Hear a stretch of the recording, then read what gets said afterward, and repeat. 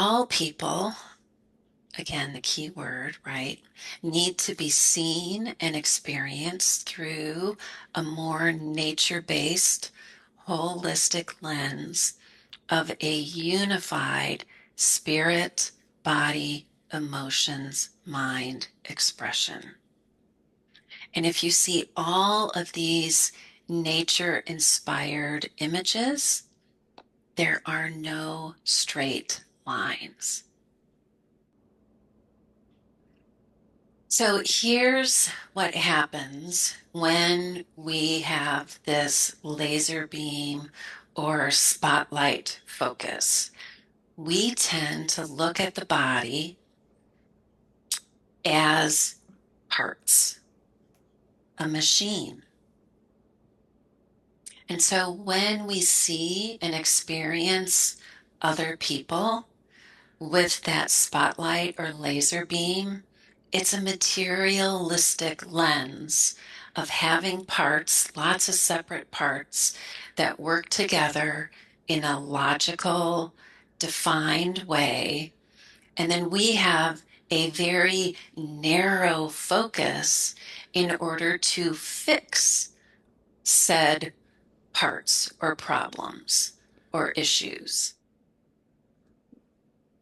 So yin and yang is the universe's natural rhythm.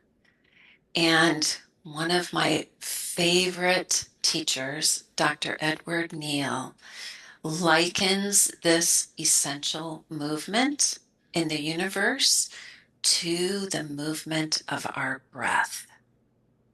And he says that every part of the universe is breathing. Everything in nature, everything in this universe has this rhythm of respiration, this rhythm of inhalation and exhalation. And that is mirrored by this rhythm of push and pull, in and out, up and down, expansion, contraction, and particle and wave. And we could go on and on and on. So a gentleman by the name of Doc Childrey founded HeartMath in the late 80s, early 90s with the desire to help awaken the heart of humanity. HeartMath's mission is to co-create a kinder, more compassionate world by conducting interconnectivity research and providing heart-based, science-proven tools for raising humanity's baseline consciousness from separation and discord to compassionate care and cooperation. HeartMath envisions a kinder, more heart-centered world where we care for one another and live harmoniously in peace. And right now in the world, we need this more than ever. So this is just a tiny, tiny, tiny little introduction to HeartMath.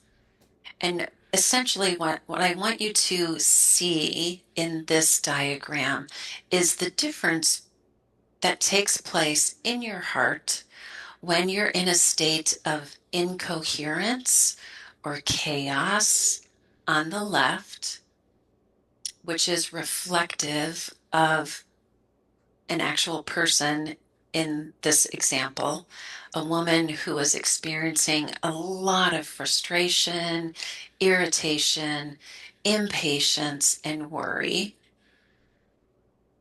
And what the heart rhythm looks like on the right when you are in that state of harmony, a state of coherence, harmony between the heart and the brain. And that can be expressed through the emotions of appreciation, being calm, having patience, being confident. So when your heart rhythm is in an incoherent, chaotic state, and you emotionally are feeling frustration, that inhibits brain function. It actually impairs your performance. And so when you get into this coherent state, it facilitates brain function and promotes optimal performance.